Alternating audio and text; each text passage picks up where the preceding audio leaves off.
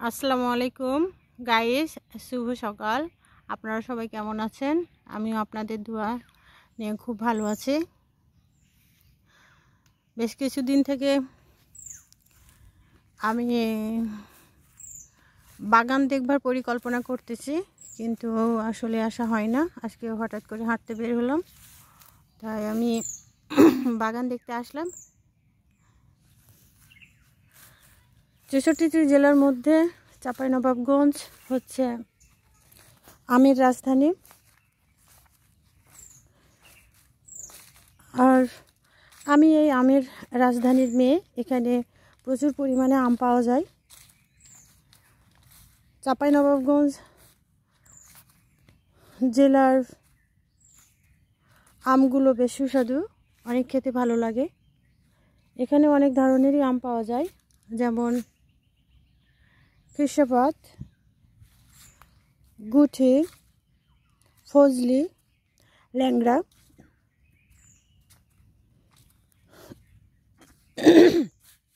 আশিনা, আমরুপালি এবং অনেক ধরনেরই আম পাওয়া যায়। নিস্তব্ধ এলাকা, সকালবেলা কেউ হাঁটতে বের হয়নি, তার কারণ এরা হচ্ছে গ্রামের মানুষ। এরা তেমন কিছু বোঝে না হাঁটলে কি হয়, হাঁটাতে শরীরের জন্য কতটুকু উপকার এরা কিছু বোঝে না। আমি হাঁটতে বের হয়েছি। বাসায় বসে থেকে থেকে পাগুলো যেন আমার অবশ হয়ে গেছে, তাই ভাবছি ডক্টরের পরামর্শ নিয়ে একটু হাঁটতে বের হলাম। আমি সাধারণত প্রায় হাঁটি,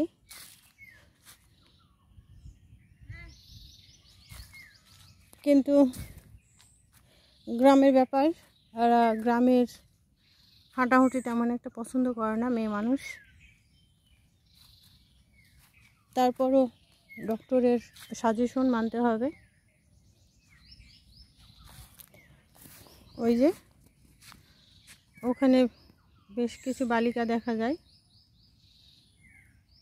এরাও আম কুড়াতে এসেছে।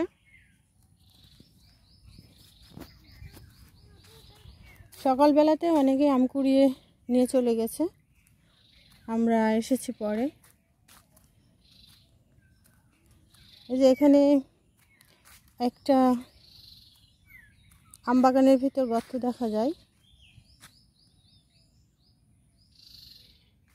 যখন কেউ থাকে না, সাধারণত দুষ্ট ছেলেরা এখানে ওত পেতে থাকে এবং মেয়েদের ইপটিজিং করে, অনেক সময় হাইজ্যাক করে। তো যা হোক, আমার সাথে আছে আমার মা এবং বোন। আর এখন প্রায় মানুষ দেখা যায়।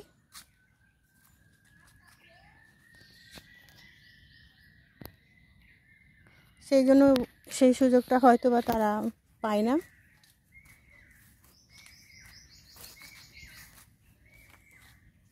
ওই যে ওই জায়গাতে বেশ কিছু সাইকেল দেখা যায়।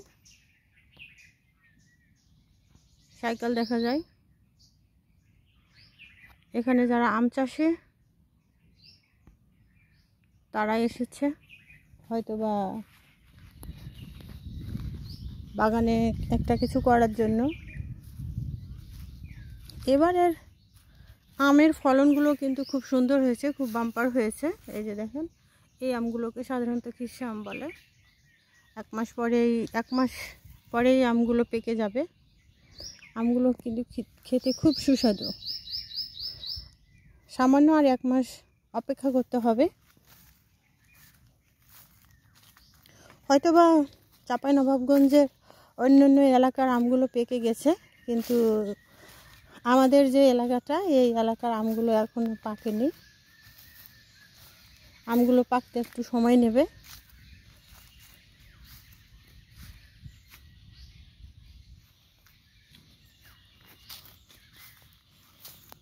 কোনো মানুষজন নেই, যারা ছিল সকালবেলা আম কুড়িয়ে নিয়ে চলে গেছে।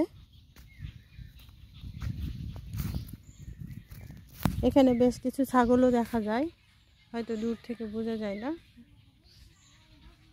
এই যে এখানে ছাগল দেখা যায়।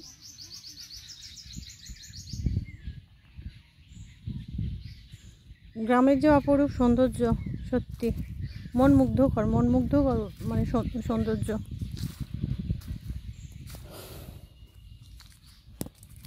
আমি খুব ভাগ্যবতী একটা মেয়ে।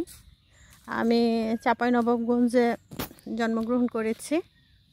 এই যে দেখছেন বন্ধুরা, কি সুন্দর আম।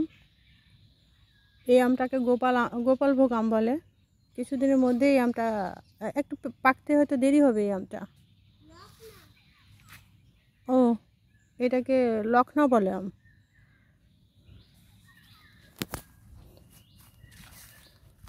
তো তোমাদের বাড়ি কোথায়?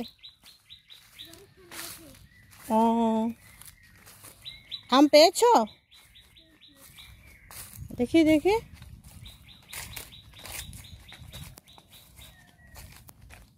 এই যে বন্ধুরা, এখানে একজন বালিকা আম পেয়েছে অনেকগুলো। আমগুলো কি করবা?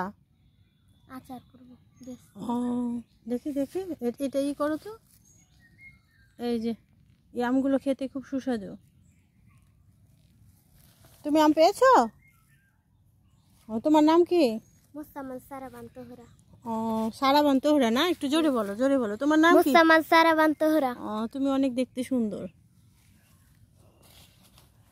এই যে বন্ধুরা, এখানে বেশ কিছু কচু শাকও দেখা যায়। এই যে কচু শাক, এই শাকগুলো রান্না করে খেলে বেশ উপকার, আয়রন আছে এর ভিতরে। যাদের শরীরে আয়রনের ঘাটতি আছে তারা এই শাকগুলো উঠায় খাবেন। এটা শরীরের জন্য সত্যি সত্যি খুবই উপকার।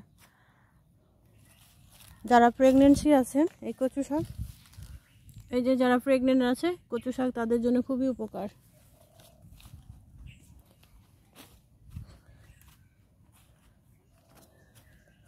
তো বেশ ভালো লাগছে বন্ধুরা, ঝিরিঝিরি বাতাস বইছে। এই বাতাসটা, এই সকালের যে বাতাস, এই বাতাসটা শরীরের জন্য খুবই উপকার।